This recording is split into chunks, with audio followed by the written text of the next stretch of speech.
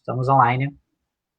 Olá, pessoal, bom dia. Sejam todos bem-vindos ao projeto Múltiplos Saberes. Eu sou a professora Alessandra Sena, licenciada em História, com mestrado em História Social e Cultural pela Universidade Salgado de Oliveira, Universo. Eu sou o professor Alan Fernandes, sejam bem-vindos. Sou pós-graduado em História Social e Cultural do Brasil e licenciado também pela FEUC, a Casa do Professor aqui na Zona Oeste do Rio de Janeiro. Bom, gente, hoje nós vamos receber, é um prazer enorme receber o professor Nielson Bezerra, professor da Faculdade de Educação da Baixada Fluminense, FEBF, da UERJ, tá? E é um prazer recebê-lo aqui, Nielson. Seja muito bem-vindo ao projeto Múltiplos Saberes. E hoje a gente vai conversar um pouquinho sobre a história da escravidão e da liberdade no Brasil. Bem-vindo, Nielson, prazer. Bom dia a todos. Dizer primeiro que é um prazer, uma satisfação estar aqui batendo um papo com vocês. Agradecer a Alessandra Sena, que é uma amiga já de algum tempo e que a gente se gosta muito, e agradecer também ao Alan, que eu conheci agora, por ocasião desse projeto. Acho que eu tenho certeza que é o início de uma longa amizade, né? Então, assim, fora isso, estamos aqui, né, em quarentena, né, diante desse novo normal, né, construindo essa nova normalidade e tentando tá trocando informações, trocando conversa, trocando impressões com as pessoas, né? Então, é isso. Estamos aí, vamos que vamos. Vamos lá, Nielson. Você tem 40 minutos para fazer a sua explanação. Nesse meio tempo, a gente vai tentar dialogar aí com os nossos seguidores, né, que vão enviar aí as suas perguntas, e fica à vontade para trazer aí todo o conteúdo sobre escravidão e liberdade no Brasil. Tá ótimo. Posso começar assim? Sim, pode sim. Então, tá bom. Deixa eu fazer uma complementação aqui com o pessoal que estiver nos assistindo, né? Eu só tenho acesso aos comentários que são feitos no post original, tá bom? Da transmissão ao vivo. Então, se vocês quiserem fazer perguntas, né, quiserem que seus comentários sejam exibidos aqui na nossa live, vão lá, sigam a nossa página, acessem a postagem original, lá da página Projeto Múltiplos Saberes. Eu só tenho acesso a esses comentários pela página, tá bom? Então, pode dar continuidade aí, professor. Então, a questão do tema da escravidão e da liberdade no Brasil é um tema muito caro para a formação social, para compreender a formação da sociedade brasileira, né? E aí eu sempre gosto de começar essas falas desmistificando algumas ideias que são que hoje meio que se transformaram em fake news, né? E aí eu quero começar com isso. Primeira pergunta que sempre se faz a culpa da escravidão sempre foi do africano. O africano escravizava o outro africano. Isso é verdade? Né? É dessa forma como se coloca. Então, essa é uma questão muito importante, porque para a gente poder entender de fato o que aconteceu. Então, assim, eu costumo dizer, na verdade, eu digo, baseado em toda a literatura já construída em relação a isso, que a escravidão ela é uma das instituições mais antigas da história da humanidade, né? Já há, desde o período da barbárie para o período da civilização, que os seres humanos construíram a ideia de escravidão. E a ideia de escravidão, ela, na verdade, ela foi construída para, né, desconstruir aquela ideia de que todas as pessoas que perdiam uma batalha, elas deveriam ser completamente assassinadas. Tem várias histórias, vários episódios nas histórias das sociedades mais antigas que mostram isso, né? Que se você fazia uma determinada disputa, se você fazia uma determinada guerra contra um grupo de inimigos, o grupo de inimigos que perdia essa batalha, todos serem assassinados, né? Então, tem um exemplo clássico desse, por exemplo, na Bíblia, que quando Elias, tem vários exemplos na Bíblia, mas um exemplo assim, quando o profeta Elias, ele desafia os 450 profetas de Baal, né, para saber qual o Deus que responderia com fogo no céu e tal. E aí a história conta que os baalitas, né, não conseguiram, e Elias foi lá, fez todo o desafio, orou a Deus e o fogo caiu. E aí o que Elias faz com os profetas de Baal? Na mesma hora ele manda matar os 450 profetas de Baal. Então, isso é só um exemplo de como que a sociedade antiga, mesmo depois da institucionalização da escravidão, tratava, né, determinadas disputas com simplesmente a morte. Né? Num período anterior, até anteriormente a isso, no final da pré-história, a humanidade não era tão grande assim, então havia uma necessidade de preservar a vida.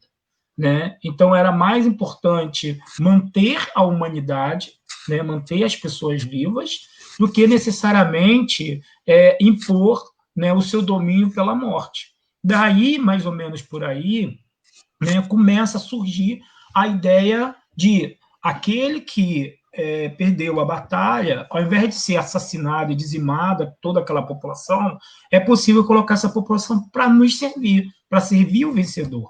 Né? Então, é mais ou menos essa ideia que surge, né, na lógica da escravidão na história da humanidade. Mas havia diferença na escravidão, então, logo, né, como a maioria das sociedades antigas que nós conhecemos estavam na África, né, então já é possível presumir que a escravidão já existia na África antes de chegar no Brasil. Existem vários livros sobre isso, vários contextos históricos muito interessantes. Existem 2 historiadores muito famosos que foram extremamente importantes para construir, para a elaboração do pensamento historiográfico brasileiro sobre a história da África, que é o Paul Lovejoy e o John Thornton, né? São 2 grandes historiadores desse tema da história da escravidão na África, né? E, de fato, havia escravidão na África antes mesmo da descoberta do Brasil, digamos assim, da chegada dos portugueses aqui no Brasil. Né? Isso, de fato, acontecia. Agora, havia diferença entre essa escravidão que era praticada na África e essa escravidão que era praticada no Brasil? Aí vem o nó da nossa questão. Né? Eram perspectivas da escravidão completamente diferentes. Por quê? Porque a escravidão na África, acompanhando o raciocínio das sociedades mais antigas, pensar a escravidão na África era baseada em 3 perspectivas. Ou a guerra era o principal vetor de produzir escravos, né? O segundo era pela linhagem, né? Aquele cara que já nasceu de pai e mãe escravo, ele já nascia escravizado, né? E o terceiro era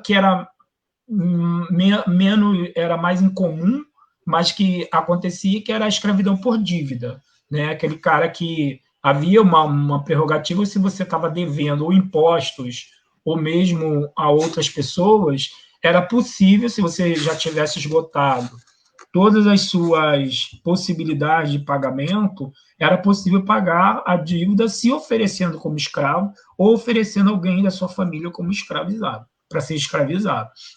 Então, de fato, havia escravidão na África, diferente da escravidão no Brasil. Agora, o que vai acontecer é que, com a chegada, com a intensificação da presença europeia no continente africano e com as demandas coloniais que os europeus tinham na América, você começa a ter um processo que a gente chama de mercantilização da instituição da escravidão na África. O que significa essa mercantilização? Um processo de produzir escravos que era ocasional, né? O processo de produzir, de fazer, de transformar uma pessoa escravizada na África, ele era ocasional. O que significa isso? Quando havia uma disputa territorial, quando havia uma guerra, e muitos impérios, ao invés de escravizar, na verdade, o que eles faziam era cobrar taxas, impostos sobre os perdedores. Então, tinham, né, diferentes formas de pensar a escravidão no mundo africano, e que era, talvez, o principal vetor. E aí a gente começa a ter um processo de demanda, né, de europeia por mão de obra escravizada no continente africano. Então, o que começa a acontecer? Começa-se a ter uma busca por escravizar outros povos, outros grupos étnicos. E aí a gente começa a ter uma intensificação de disputas territoriais, e aquilo que antes era ocasional passou a ser constante, né? Tem grandes impérios, tanto na África Centro-Ocidental quanto na África Ocidental, que se especializaram na militarização dos seus moradores, né? Na militarização da sua sociedade, para poder vencer, ampliar seus territórios e, consequentemente, ampliar o número de mão de obra escravizada, e aí essa mão de obra escravizada não é mais para me servir, né, para servir o vencedor, mas já é uma mão de obra escravizada para vender mesmo, para exportar para os negócios europeus, né? E aí, em troca disso, o continente africano, as sociedades africanas começam também a demandar mercadorias que os europeus tinham para oferecê-los, como o próprio armamento, né? O armamento baseado na pólvora, né? Principalmente, o que a gente chama até hoje de armas de fogo, e a gente também tinha outras demandas de mercadorias, por exemplo, como a própria farinha de mandioca, o aguardente, o tabaco, panos, tudo isso, né, começam a ser comercializados com os europeus. Nem sempre o europeu tinha essa mercadoria, mas o europeu muitas vezes trazia isso do Oriente e vendia, enfim, trazia das colônias americanas para vender também para os africanos, e a gente começa a ter aí um processo de formação do que a gente conhece como formação de um mundo atlântico, né? Por que um mundo atlântico? Porque essas sociedades estão conectando-se pelo mundo atlântico em função de uma mercantilização. Na verdade, uma mercantilização do mundo, da sociedade, do pensamento, né? E essa mercantilização do mundo, da sociedade, do pensamento, vai reverberar também numa mercantilização da instituição escravista que já existia na África muito antes da chegada dos europeus, né? Então, é muito importante dizer isso, porque se você me pergunta, o africano escravizava o outro africano? Sim, os africanos escravizavam o outro africano, né? Agora, a instituição da escravidão na África tinha significados completamente diferentes dos significados que a gente conhece e que é estabelecido até hoje no Brasil, que essa é outra questão importante. Ainda é importante estudar a escravidão? Sim, é importante. Nós, brasileiros, superamos a escravidão na sociedade brasileira? A palavra é não, né? Por que não? Por quê? Aí fala, mas não tem mais escravos no Brasil. Os dados mostram que no mundo inteiro, incluindo o Brasil, a gente tem aproximadamente 50 milhões de escravos no Brasil, né, nesse momento. Quer dizer, não no Brasil, no mundo inteiro, né? A gente tem aproximadamente 50 milhões de pessoas que vivem a escravidão, ou o que a gente chama de trabalho similar à escravidão, né? Então, assim, aqui no Brasil, a gente tem, né, ainda, talvez não tenha exatamente a escravidão, como a gente, né, entende, que a gente estudou, enfim, na escola básica e etc., mas a gente tem o que a gente chama, que a legislação chama de trabalho análogo à escravidão, um trabalho que se compara à escravidão. A gente tem isso no Brasil aí, né? Então, isso é uma coisa muito importante da gente estabelecer e esclarecer. Inclusive, tem que pontuar que o Ministério Público Federal, né, tem toda uma força-tarefa, junto com o Ministério do Trabalho, de luta contra essa escravidão contemporânea, né, esses trabalhos análogos à escravidão. E é importante também denunciar que, desde o governo Temer para cá, há todo um processo de desmonte dessas forças-tarefas, né, contra o trabalho análogo à escravidão. Isso é uma coisa que nós não superamos. Mas a escravidão colonial, né, ela ainda não foi superada por outras razões. Por exemplo, o brasileiro ainda tem uma mentalidade escravista, né? Nós, brasileiros, ainda temos e prezamos muito a ideia do servilismo, né? Que é algo, uma mentalidade que oriunda da escravidão. O que é o servilismo? né, nós sempre desejamos que se tenha outra pessoa para me servir, né? Isso e de preferência sem direitos trabalhistas. Então, quando eu nego, né, quando eu não acho importante oferecer ou obter direitos trabalhistas de uma pessoa, na verdade, isso é escravidão, né? É uma escravidão, na verdade, não é escravidão, isso é uma mentalidade escravista, né? Aquela ideia de que o camarada pode trabalhar sem nenhuma garantia, né? Isso é uma perspectiva da escravidão, né? Que é diferente, por exemplo, aí o pessoal fala, não, porque, por exemplo, hoje o governo, né, desde o Temer para cá, está retomando aquela discussão de desmonte dos direitos trabalhistas. Nós temos acompanhado isso. É uma perspectiva diferente. Por quê? Porque na sociedade liberal, como, por exemplo, os Estados Unidos ou qualquer outra, né, ela te garante, a sociedade liberal, ela precisa garantir o mínimo para você sobreviver e te dar condições ideais para que você possa acumular capitalistamente, né, de forma, enfim, de forma que você possa se inserir no capitalismo. A sociedade brasileira não oferece o mínimo, né? Nós não temos saúde, educação, saneamento, transporte de qualidade garantido para 100% da população, e nós não temos energia elétrica garantido para 100% da população, não temos saneamento básico garantido para 100% da população. E, além disso, nós brasileiros também não temos condições iguais de acúmulo de capital. Né? Nós não temos essas condições. Eu não estou falando de condições econômicas, eu estou falando de condições legais. Né? É diferente os incentivos para uma pessoa pobre empreender e uma pessoa rica empreender. São coisas completamente diferentes. E isso, né, numa sociedade liberal clássica, os direitos têm que ser iguais para todos. Né? E aí a oportunidade é para todos, e quem quer empreender, empreende, quem não quer, quem quiser trabalhar, sei lá, como funcionário público, vai trabalhar como funcionário público. Isso é legítimo. No caso brasileiro, nós estamos muito mais voltados para uma sociedade pré-capitalista, com uma mentalidade pré-capitalista, não a sociedade. A sociedade brasileira até é capitalista, mas a nossa mentalidade ainda é muito regida pela lógica pré-capitalista, e isso vem, né, muito em função da questão da escravidão. Uma outra influência que nós temos muito forte na escravidão é a questão da violência. Né? Então, assim, classicamente, o que a gente aprende na escola básica? A gente aprende que quando o escravo, o africano escravizado, cometia qualquer ato de rebeldia ou qualquer ato de disciplina, ele era, né, severamente castigado com açoite, né, entre outras coisas.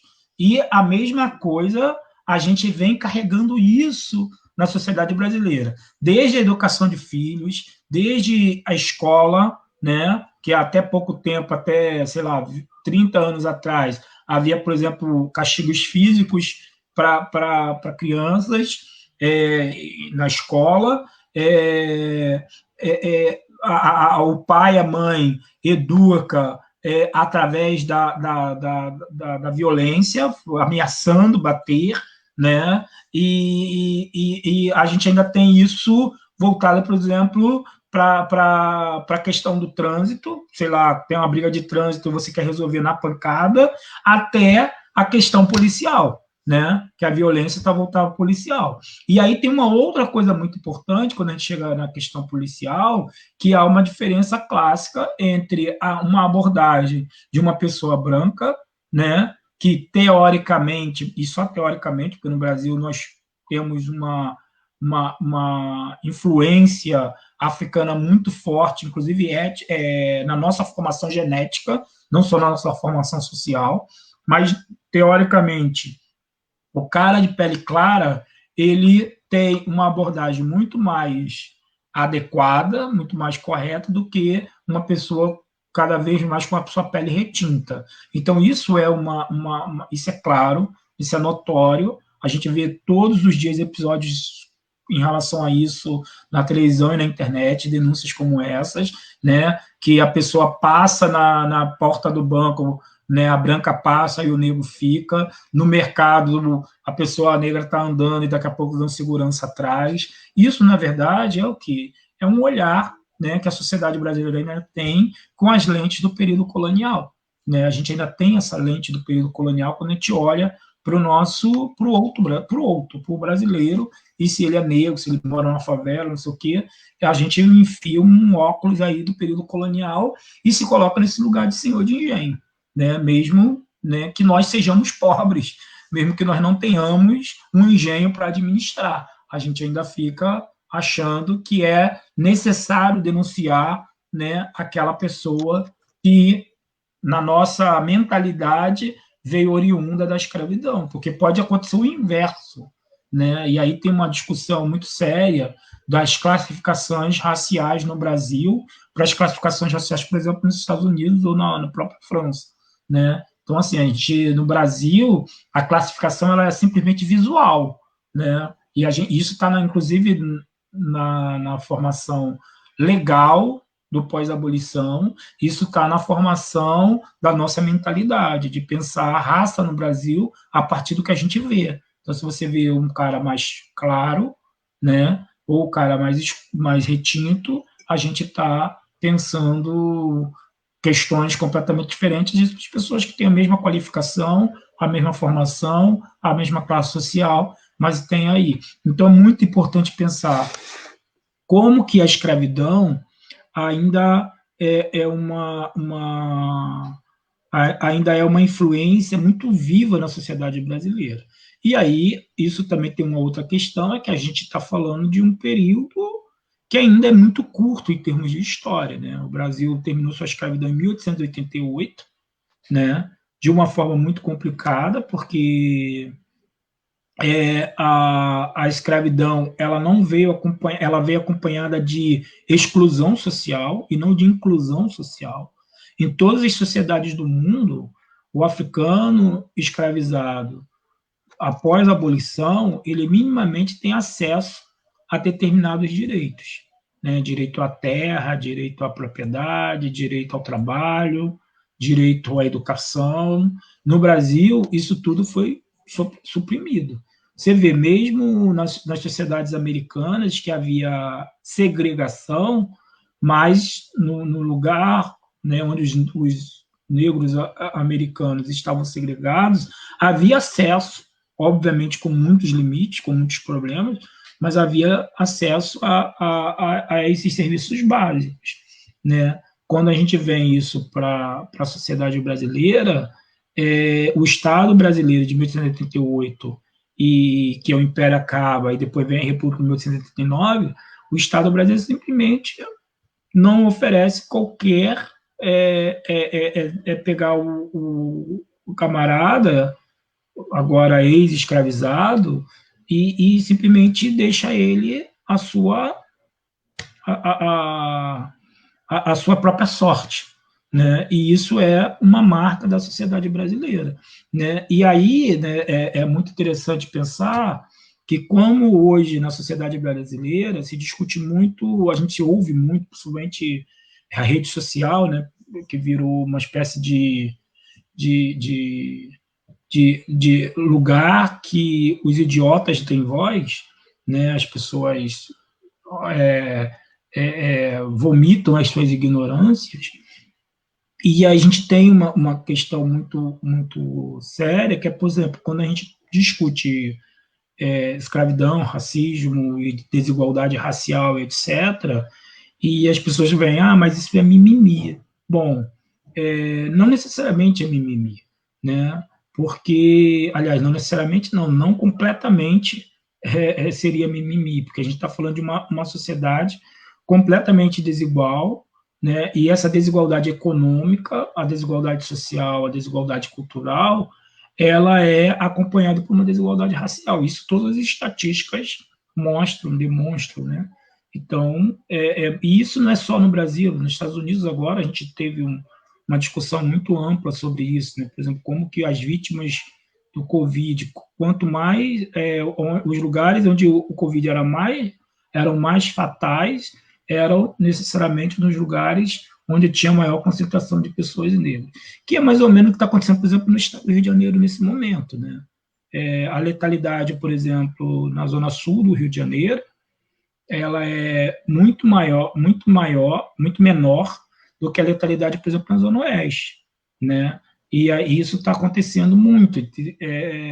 Você até pode ter mais casos de pessoas infectadas na zona sul do que na zona oeste, mas quando a gente vai a letalidade se inverte, né? Então isso, e aí a gente vai ver onde está se concentrando, né, as pessoas negras, as pessoas pobres e etc. Bom, e aí, enfim, são questões para serem colocadas aqui, né, para que as pessoas que estão assistindo, enfim, vão ver esse vídeo agora, estão vendo agora, ou verão depois, possam pensar, né, são questões para a gente pensar.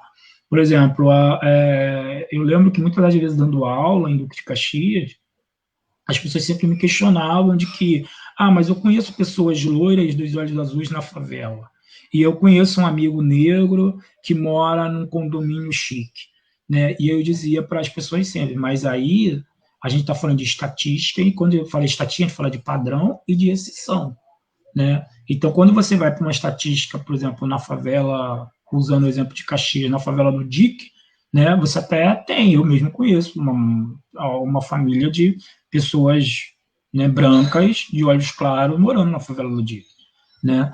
E aí, mas essa é uma família isolada, né? Quando você pega a grande maioria, né, grande maioria é de negros, enfim, de negros, de pretos e pardos, né? Enfim. E aí a gente acontece encontrar também. Eu conheço amigos pretos que moram em condomínios de luxo, né? Mas é quando você vai para o condomínio, o cara é único, né? Isso é um exemplo talvez tão clássico em Caxias por um tempo, quando eu trabalhava com a educação básica, eu não vou lembrar agora exatamente o ano, mas eu trabalhava no Colégio Santo Antônio, no centro de Caxias, e no mesmo dia eu trabalhava no colégio, na Escola Municipal Senador Afonso Arinos, que fica lá no 3º Distrito de Caxias. E isso era um exemplo básico disso, porque eu ia para a escola de manhã, para a escola particular de manhã, Colégio das Irmãs do Centro de Caxias, e aí tinha um aluno, eu tinha, sei lá, 300, 400 alunos na escola, eu tinha um aluno negro, né? E quando eu cheguei na escola municipal, a gente resolveu fazer um censo da escola, e era 98% dos alunos eram negros e 2% eram brancos, né? Então, assim, eu tinha um ou dois alunos brancos na escola, e aí se a gente vai pensar qual é a qualidade de ensino das duas escolas, o que essas crianças, as duas crianças têm acesso e etc., a gente vai ver que há uma disputa desigual nessa sociedade que quer ser liberal, né? Não é a sociedade brasileira não oferece igualdade de condições. Então, se não oferece igualdade de condições, de fato, nós temos que reclamar. E essa reclamação, essa reivindicação, não pode ser entendida como mimimi, porque ela tem justificativa. Mimimi, né, para quem não entende, é algo que eu reclamo sem ter justificativa. Aquela coisa de que eu bato o joelho no chão e grito como se eu tivesse tido uma fratura exposta. Aí eu estou de mimimi. Ralei o joelho e parece que está saindo, enfim, que eu perdi as pernas.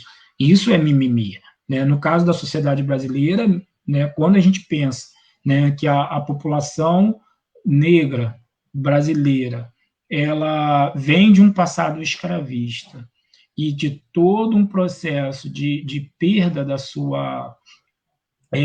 de todo um processo de exclusão enfim, de exclusão e de não acesso a direitos básicos, e quando você tem uma população branca de classe média alta, que é o inverso disso, que vem de um passado de privilégios, né, e que tem acesso à educação de qualidade, saúde, etc., e tal, a gente começa a entender que há desigualdade e que essas reivindicações não são mimimi, né? E aí, enfim, a gente pode, por exemplo, reverberar para uma questão que é muito polêmica, que é a questão das cotas raciais, que não deveria ser polêmica. As cotas raciais é uma coisa óbvia, né? Tanto aqui na sociedade brasileira, como, por exemplo, na sociedade argentina, na sociedade americana, né? Todos esses lugares tiveram e têm cota, né?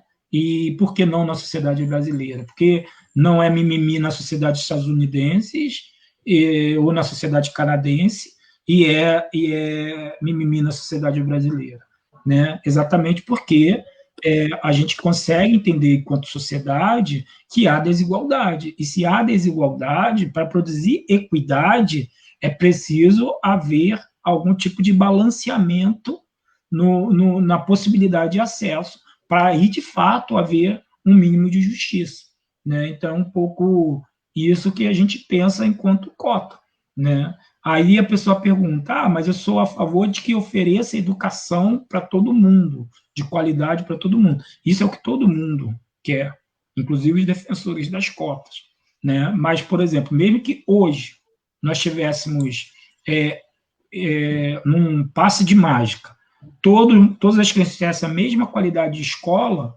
né? A partir de hoje, todo mundo terá a mesma escola. A gente já tem uma defasagem, pelo menos, de uma ou duas gerações, que também estão em busca de acesso, no caso das cotas, acesso à universidade, e essa geração está em desigualdade do mesmo jeito. É por isso que as cotas, elas sempre foram pensadas como uma medida transitória. O que é transitória? Enquanto houver desigualdade de acesso à universidade, a gente mantém as cotas. Quando houver equidade, escola boa para todo mundo, aí, de fato, não vai precisar mais das cotas, né? Mas enquanto não houver educação de qualidade universal, 100% para todo mundo, aí a gente ainda precisa dessa transição das cotas, né? Então, se as pessoas também, muitas das vezes, as pessoas criticam, questionam, enfim, sem parar para ouvir, para entender.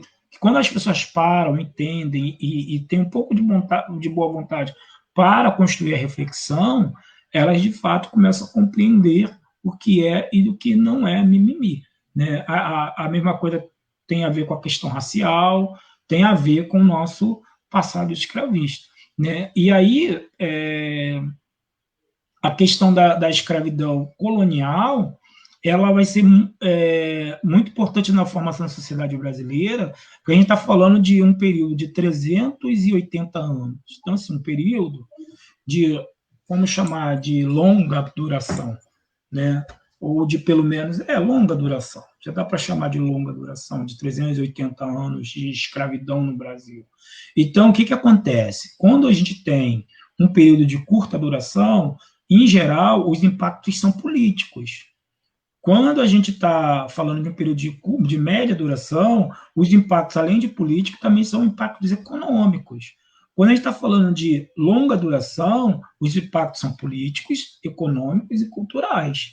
Então, os impactos da escravidão africana, né, da escravidão colonial na sociedade brasileira, ela nos traz, na nossa formação social, impactos políticos, impactos econômicos e impactos culturais. Impactos políticos, por exemplo, a nossa política, a elaboração das políticas públicas no Brasil, elas não são voltadas para atender todos de forma igualitária. No período da escravidão, isso era normal na política, né? Porque você tinha uma grande margem da sociedade brasileira que legalmente não tinha os mesmos direitos que uma outra parte, inclusive menor, né? Então, era normal a escravidão oferecer esse tipo de impacto político. O impacto econômico, a mesma coisa.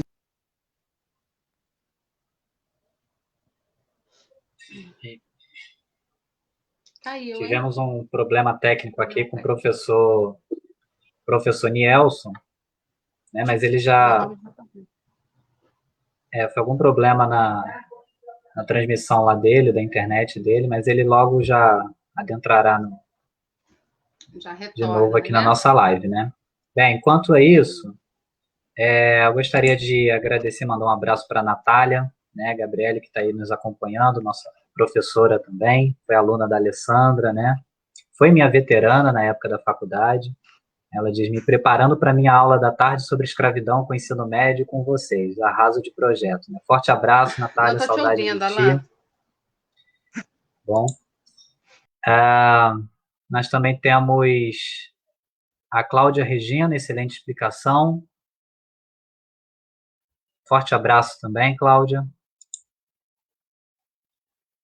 Temos aí a Rosa Sueli Santos, está aqui nos assistindo. Voltei. Desculpa, a conexão caiu. Voltou. Tá ouvindo, Ale? Tá ouvindo? Tô te ouvindo bem. Ah, beleza. Manda o link de novo para o professor Nelson. Avisa ele que é o mesmo link, é só ele entrar no mesmo link, por favor. Vou então, avisando e você faz aí as alterações. Rosa. Tá. Bom dia, Ana Maria. Forte abraço aí. O pessoal tá assistindo.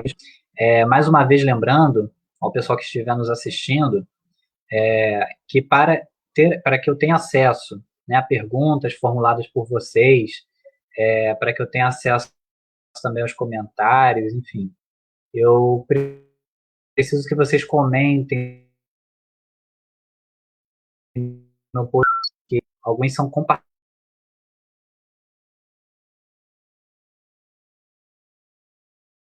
compartilhamentos apenas, né? Se você compartilhar o projeto da postagem, eu não tenho acesso, tá bom? A exibir aqui.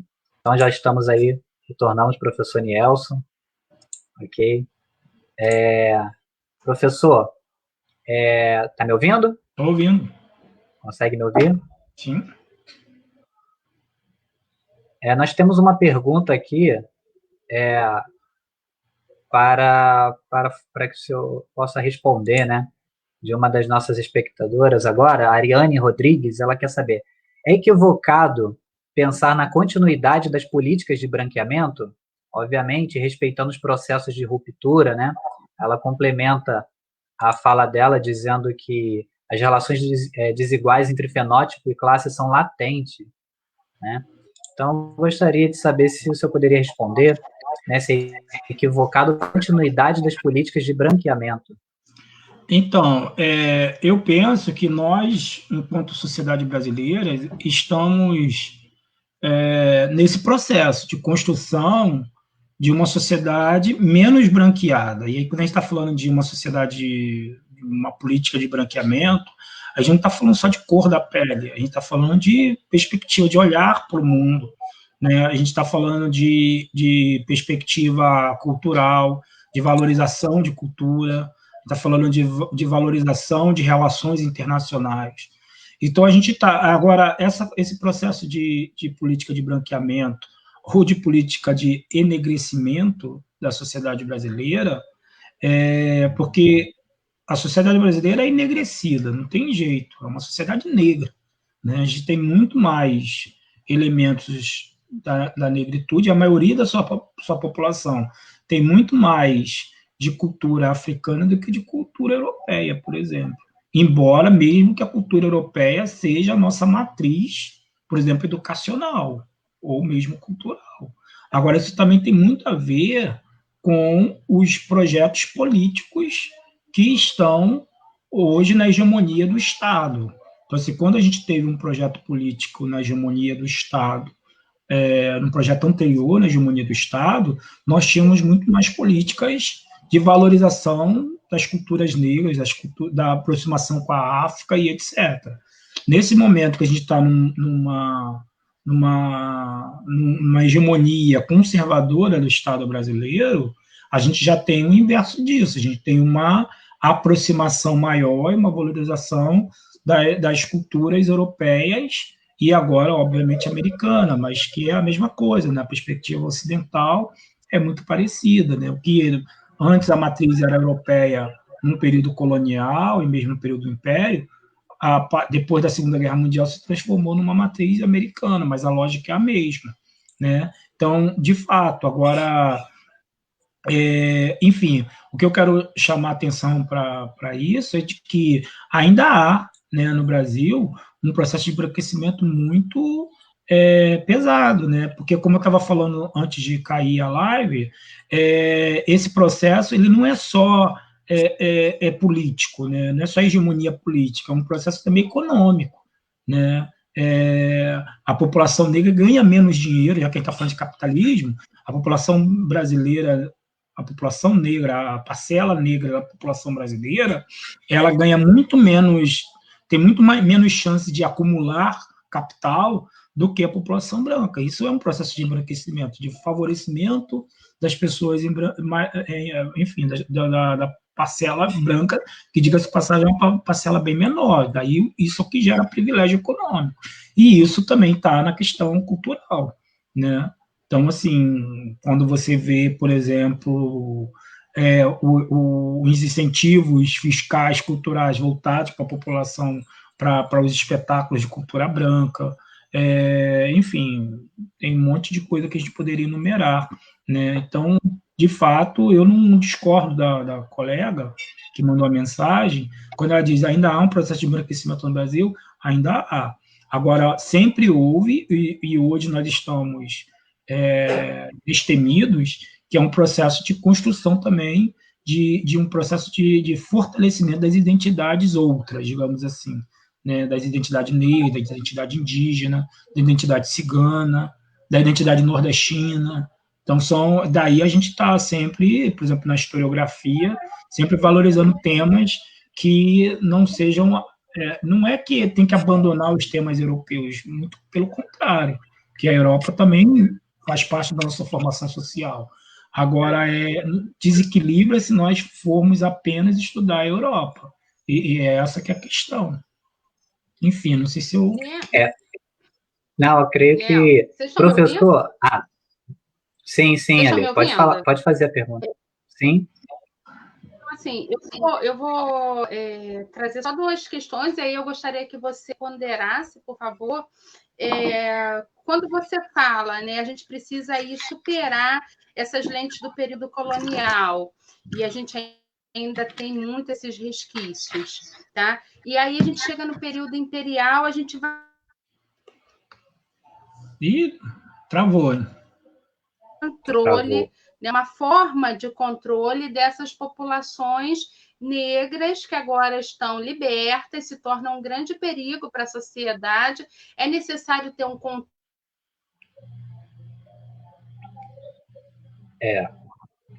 Mas eu consegui compreender o que a Alessandra estava perguntando. Eu vou sair e vou voltar. Então... Tá? Não, mas eu vou responder a sua pergunta. Eu vou respondendo a sua pergunta. Acho que não deixa eu só... Ele conseguiu. Estão me ouvindo bem? Ele conseguiu pegar. Conseguiu? Sim. Então, a gente pensar assim, a gente vai ter lá essa questão dessa tentativa de superar essas lentes do período colonial, essa tentativa também de superar, né, o Código Penal de 1890, que simplesmente começou a punir essa população negra que não estava inserida nessa sociedade, do ponto de vista da educação, do trabalho, da própria integração social.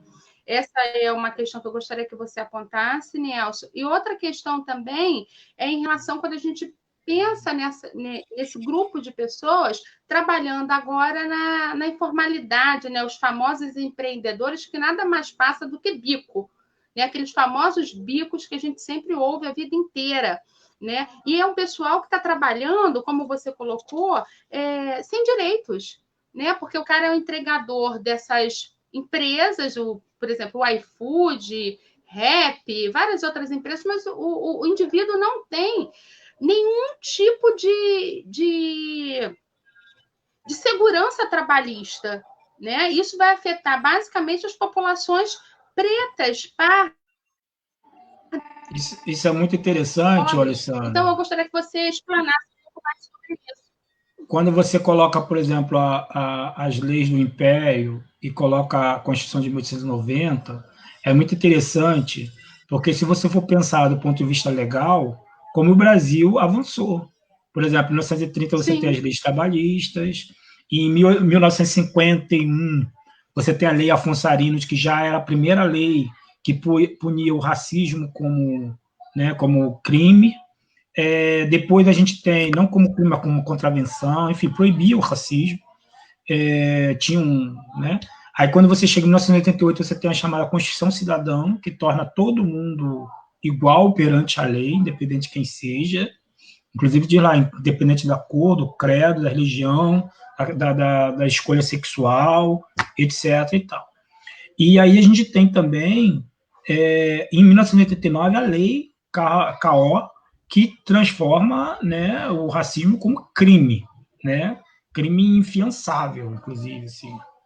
E aí, inclusive, aí a gente tem o quê, na verdade? A gente tem, é muito interessante, porque aí começa a fazer sentido o Raimundo Faoro, os donos do poder. Porque o que o Raimundo Faoro fala nos donos do poder? Que a sociedade brasileira, assim como a sociedade portuguesa, assim como a sociedade romana, eram sociedades jurídicas. Então, acreditava-se que se você fizesse leis que dizia que o direito das pessoas estariam assegurados, logo todo mundo iria cumprir essas leis, né? E a gente acredita nisso, né? A gente conversa, por exemplo, eu tenho alguns amigos da OAB que acreditam nisso. Por exemplo, eu tenho um amigo que é um advogado liberal, inclusive, mas, assim, o mundo está caindo, o presidente falando um monte de coisa e ele fazendo petições, sabe? Porque ele acredita mesmo que o juiz vai dizer, olha, tá errado, vamos... Não vai, porque a sociedade brasileira ela tem uma mentalidade jurídica, mas na maioria das vezes a lei só é boa para o privilegiado, né? Não é aplicada. Você está falando, por exemplo, de controle do período imperial, a gente vive esse controle ainda hoje, né? Há uma diferença muito grande. Por exemplo, eu estou aqui passando a quarentena aqui perto da Barra da Tijuca. Eu moro em Belfort Roxo e tenho casa aqui para cá também. E aí estou aqui por conta da questão de saúde, eu passei por um transplante, enfim. E aí estou aqui por conta da proximidade com os médicos e tudo mais. E aí e a gente vê, por exemplo, as mesmas festas regadas a drogas e etc., e tráfico, etc., acontece, por exemplo, no Olegário de Maciel. Você chega sexta-feira no Olegário de Maciel, você tem tudo que tem num baile funk na favela. Perturbação da ordem, fechamento das vias, drogas, bebida, prostituição, tem tudo, você imaginar, né? Aí a questão é, por que a polícia chega no baile matando, atirando, né? E no Olegário Maciel a polícia faz a segurança, né? Do Olegário Maciel. Então, isso é só um exemplo para a gente entender que o controle das populações mais pobres estão em vigor na sociedade brasileira. Há um tempo atrás, o secretário de Segurança Pública dizia, né, claramente, que um tiro na favela era diferente de um tiro de fuzil na favela, era diferente de um tiro de fuzil em Ipanema, né? E hoje é a mesma coisa. A gente, enfim, a gente está falando disso, né? Que um baseado nas vielas da favela é uma coisa, um baseado na praia de Copacabana é outro completamente diferente. Então, isso é controle das populações, né? Então, assim, você controla, e aí desde a abordagem policial a um carro, numa blitz, né? Você chega numa blitz, você é menos, por exemplo, eu não tenho pele retinta, obviamente, como todo mundo pode ver. E, assim, eu raramente sou parado numa blitz policial. Raramente. Então, assim, às vezes eu fico até muito constrangido, porque eu tenho irmãos e primos mais retintos que chegam em casa sempre dizendo, mas, pô, fui parado de novo, e fui novamente escrachado, esculhambado, né? E eu raramente sou parado numa blitz policial. E, assim, embora eu seja professor, doutor, não sei o quê, eu frequento muitos espaços por conta da minha origem, né, e ainda morar, né, em Belfort Roxo. Então, assim, eu frequento os cantos de Belfort Roxo, os cantos de Caxias, os cantos de São João. Quem me conhece sabe que eu frequento isso, assim, diariamente, né? Eu vivo muito mais lá do que em qualquer outro lugar. E eu raramente sou parado por policiais, né? Sou questionado pela polícia. E isso tem a ver com essa lente colonial, né? E aí, quando eu falo colonial, não estou falando só de 1500 a 1822, e nem de 1800 até 1889. Então, quando estou falando de lente colonial, estou falando de uma mentalidade, uma forma de olhar para a sociedade, de uma forma de olhar para o outro, de uma forma de olhar para a política, de uma forma de, entendeu? É isso, né? E isso tem muito a ver, não é uma discussão para hoje, mas tem muito a ver com o ensino de história, né? Que a gente não superou. A forma como se ensina história no Brasil ainda é um ensino de história voltado para isso, para reproduzir. A gente sempre fala muito, nós que três somos historiadores, fala muito da história revolucionária, o estudo da história revolucionária. Coisa nenhuma, o ensino de história no Brasil sempre foi muito conservador. E ainda é. A gente chega na escola e ainda dizendo, a gente chega na escola dizendo, vamos mudar esse conteúdo, não, nós temos que fechar o conteúdo. Né? Vamos discutir uma outra questão do que os alunos estão vivendo, o que os alunos estão sentindo, o que os alunos estão pensando. Né? Trazer para a nossa realidade é muito difícil, né? E aí as pessoas querem estudar, querem ensinar sobre a vida do Dom Pedro, a vida sexual do Dom Pedro I. Quando falasse disso, ainda estava bom. Né? As fofocas, né? Mas quase padronizando a história como fofoca, né? Uma revista de fofocas, né?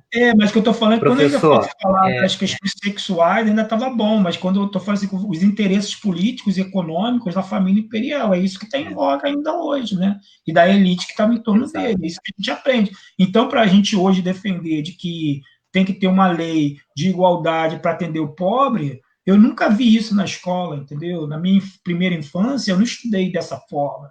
Então, hoje é muito difícil, né?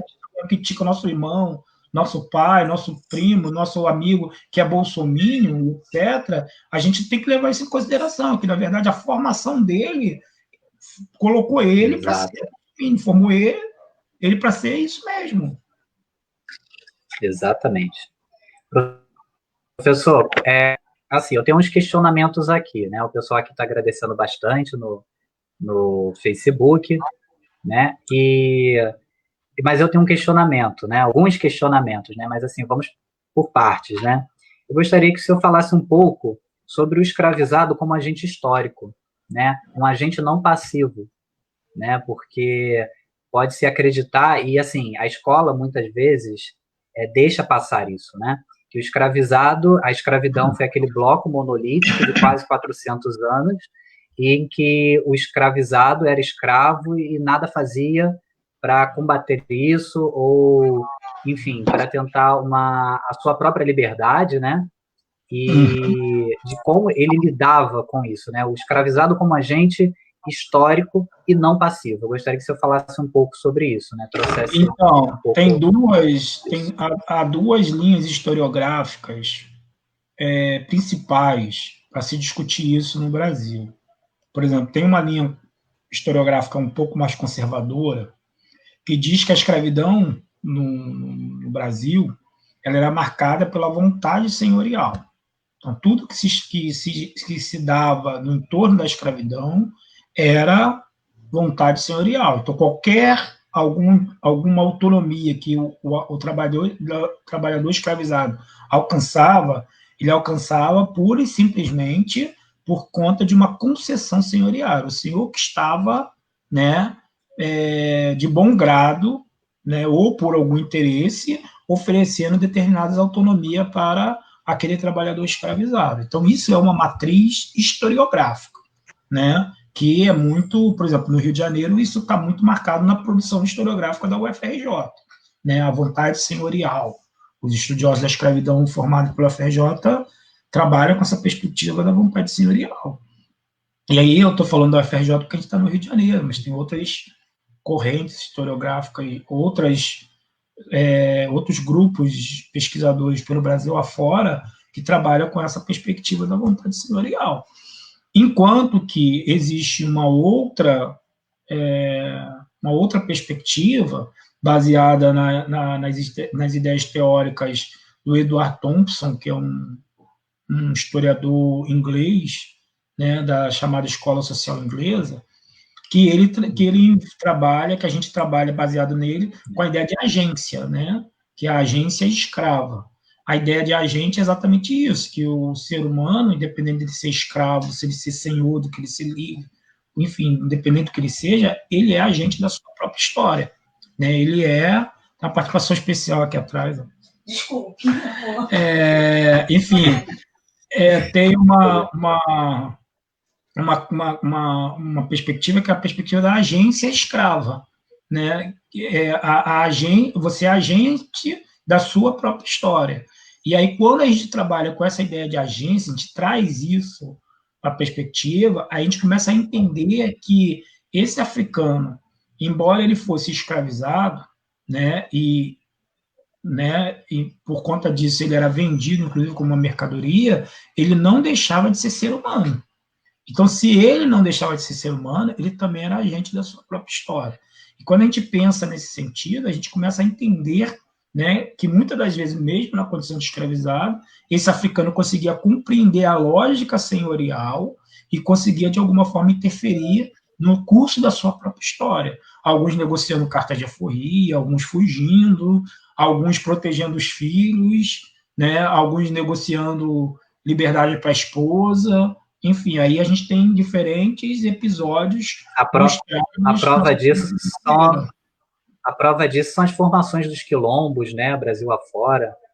A formação dos quilombos, por exemplo, mais do que a formação do quilombo, disso que eu estou falando, um exemplo disso melhor que tem, é a questão das alforrias, porque as alforrias elas são enxergadas por um grupo mais conservador de que elas eram concessões senhoriais, e alguns historiadores estão trabalhando mais que a alforria era uma conquista desse trabalhador escravizado. Então, são perspectivas mesmo diferentes, né? Por exemplo, e isso está hoje na disputa da narrativa política brasileira nesse momento, né? Se nós vamos conquistar os direitos ou se nós vamos esperar o governo federal, por exemplo, nos oferecer, nos conceder, por exemplo, proteção contra o coronavírus. Está aí, né? Algumas pessoas acham que realmente, quando o presidente achar que é adequado nos proteger, nós vamos nos proteger. E tem uma galera dizendo que não, independente do que o presidente disser, nós vamos nos proteger independente da vontade presidencial, né? Porque já não é mais senhorial, mas a gente vai se proteger independente da vontade presidencial. Então, assim, parece que escravidão está longe, mas não, está muito no nosso dia a dia. Não, obviamente, o trabalho escravo, né? não exatamente o trabalho escravo, mas a mentalidade, porque aquela metáfora que eu usei dos óculos coloniais, sobre a gente olhar a contemporaneidade. Mentalidade é a última coisa a mudar numa sociedade, exatamente, né? E assim, um outro questionamento, só para fazer essa ponte, com aquilo que a gente já estava discutindo, sobre o papel do movimento abolicionista nisso tudo, né?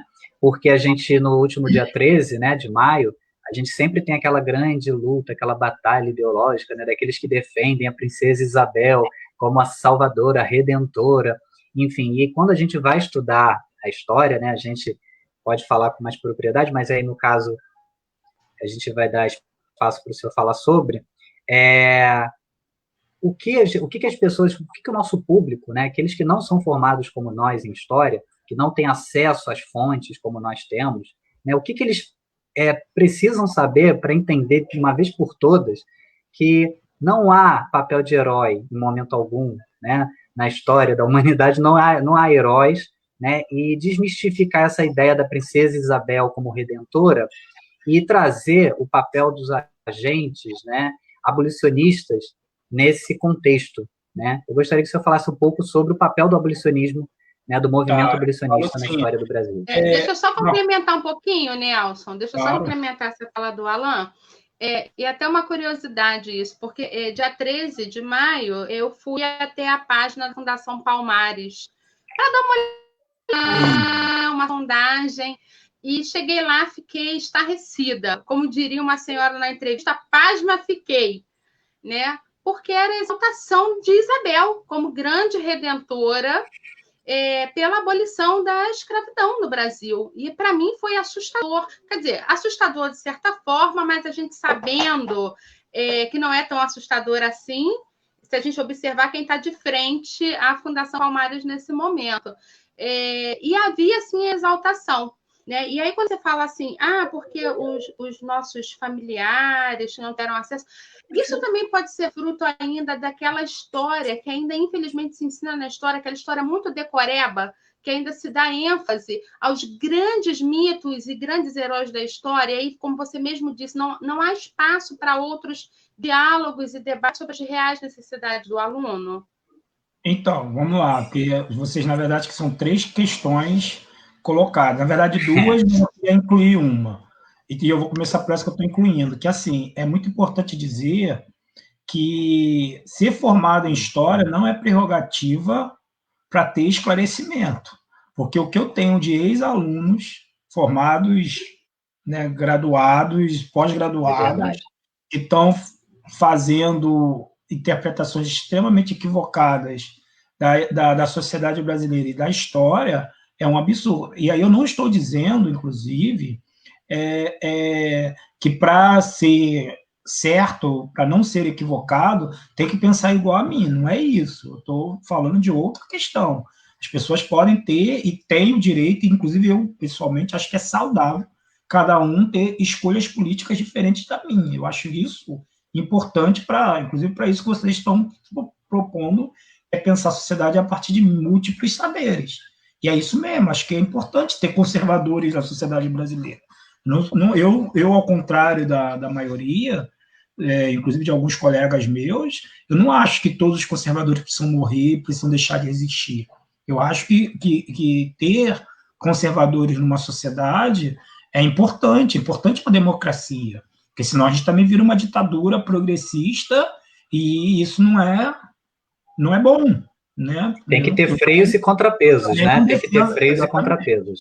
Eu também não defendo uma ditadura socialista, né? Por exemplo.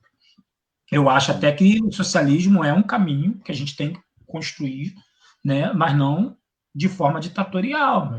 Eu acho que isso é possível. A ditadura do proletariado, né? E que a democracia demora. Então, assim, é importante dizer isso, que tem um monte de historiador falando um monte de bobagem por aí.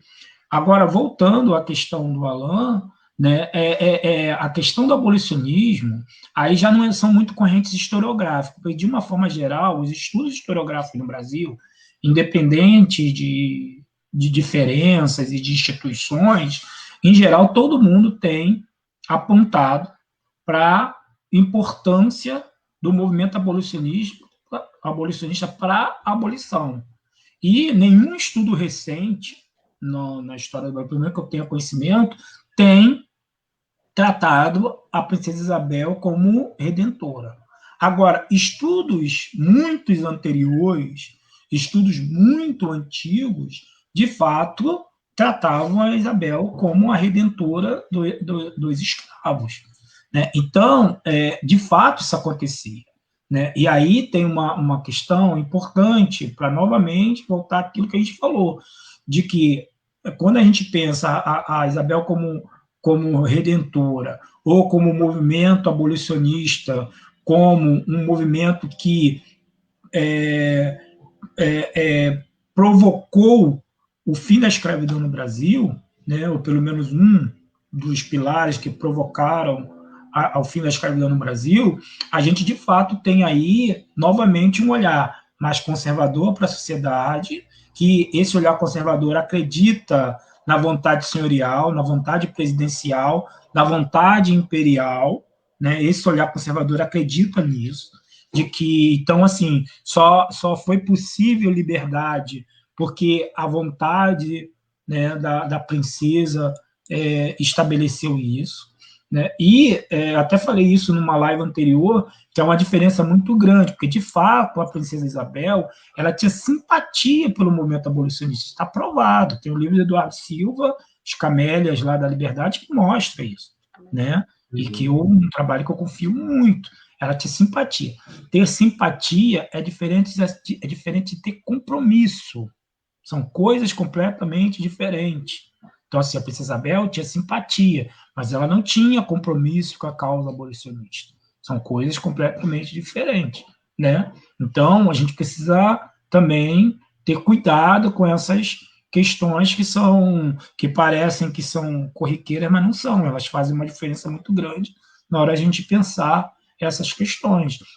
Agora, de fato, a questão da abolição, por exemplo, porque a Alessandra encontrou lá no site da Fundação Palmares, né, a Isabel como redatora 13 de maio, depois de, sei lá, pelo menos 20 anos, desde 88, eu não via a Fundação Palmares tão senhorial, né? Pelo menos. Exatamente.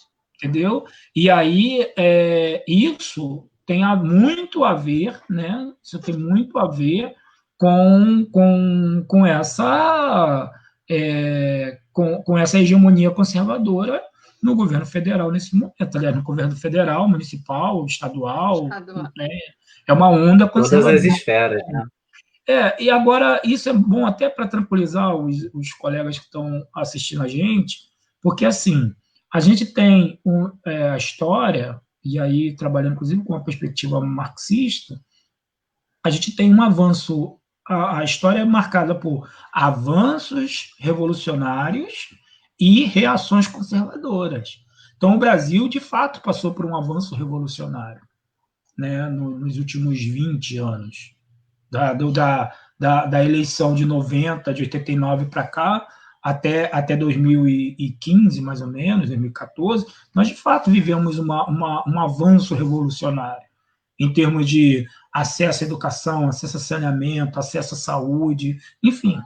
Né? A gente ouvia as histórias dos nossos pais, dos nossos avós, e ouve hoje e vê, comparar o que a gente tem, mesmo com essa hegemonia conservadora, a gente teve um avanço revolucionário no Brasil e não tem como, né? Revolucionário no sentido, não revolucionário no sentido burguês, né?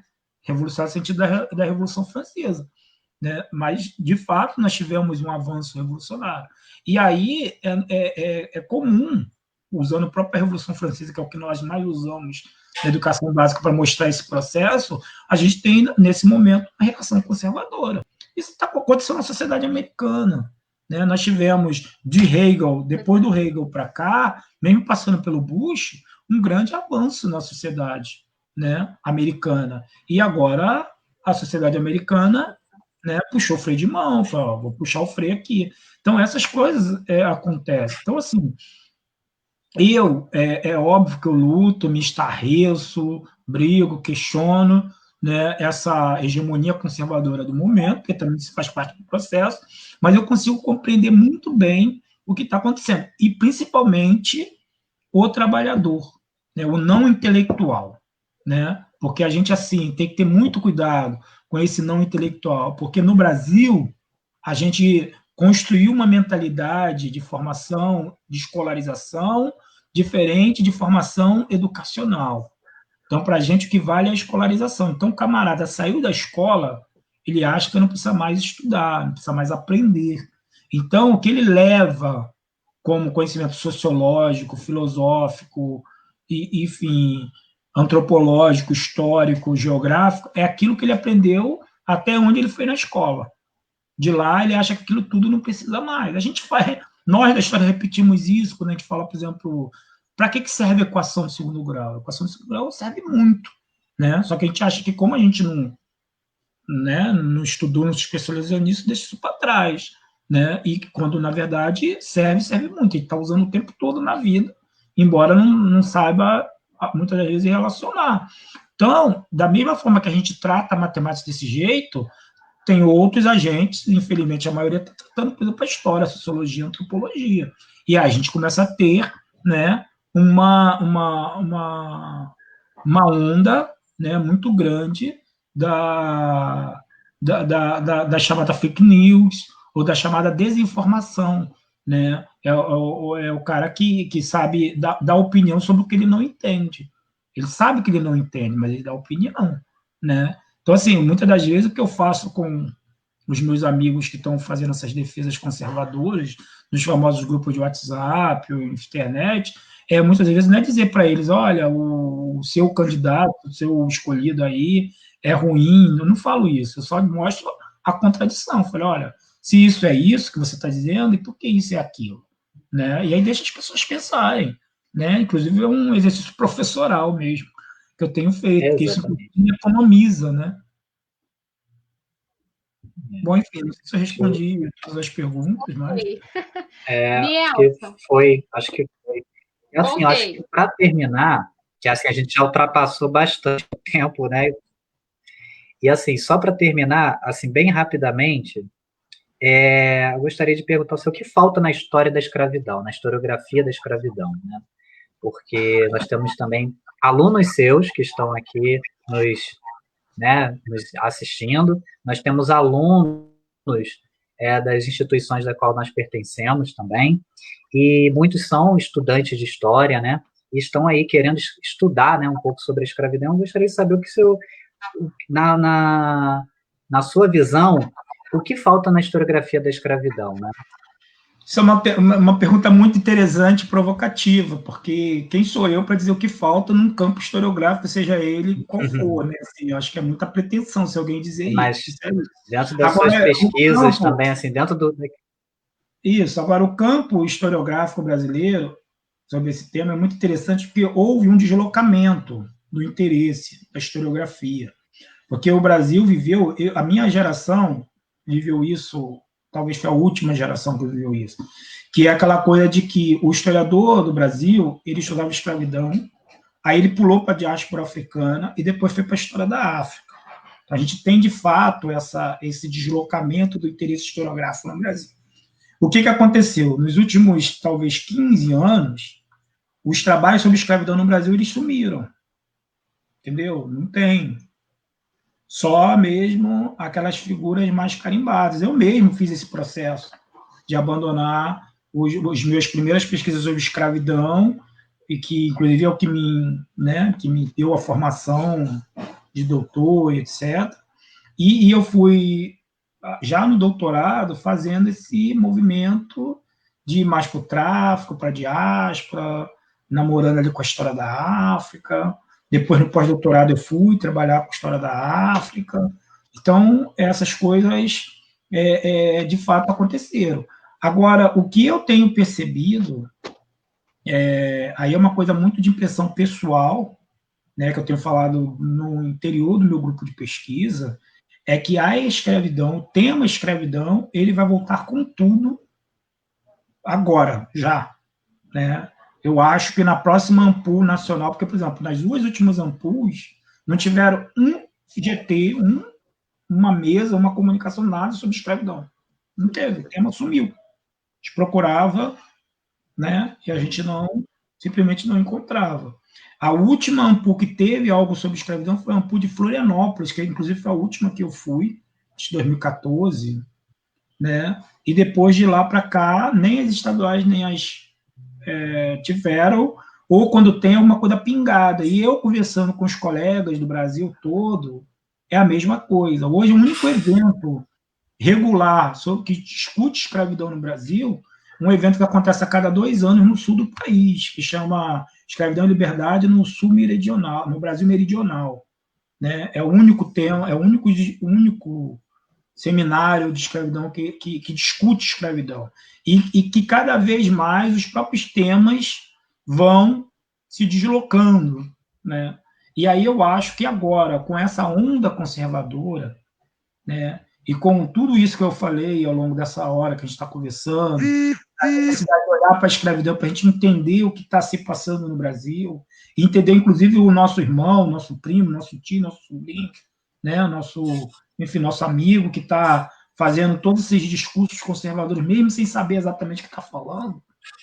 Aí, quando a gente começa a entender temas como a escravidão, obviamente tem outros temas que também poderiam nos ajudar nesse sentido, a gente começa a entender que, olha, o cara, na verdade, que ele está reproduzindo aqui é um olhar muito colonial que estava arraigado, baseado no processo escravista. Né? Então, esse é um tema. Agora, o que falta, o que as pessoas vão estudar, aí é muito específico. Né? Por exemplo, o último grande tema da escravidão, que inclusive nos levou para a questão da diáspora e da história da África, foi a questão da identidade do escravo, né? Que a gente não estudava isso. Estudava-se o trabalho, principalmente, depois estudou-se a resistência, depois se estudou né, as alforrias, mais especificamente, a questão do gênero nunca foi estudada tão profundamente na escravidão, né, enfim, e depois começou-se a estudar identidade e etnicidade, que foi a minha geração, principalmente, né, de que estava formando mestrado, doutorado, estava estudando exatamente isso, né, e aí você pegar na minha geração, todo mundo no subtítulo tem alguma palavra identidade, por exemplo, no subtítulo, todas as teses da minha geração. As pessoas sempre estão falando de alguma coisa de identidade, alguma coisa similar, né? Então, assim, numa identidade, por exemplo, num período anterior, em todos estava lá a palavra resistência, numa outra anterior estava trabalho, entendeu? E é claro que essas coisas, novamente, tem padrão e tem exceção, né? Mas, em geral, isso sempre vai acompanhando. Eu acho que... Era exatamente isso a minha pergunta, né? Era exatamente isso, o que são temas, né? Temáticas dentro da própria grande área da escravidão, para que os alunos, né, que estivessem pensando nisso.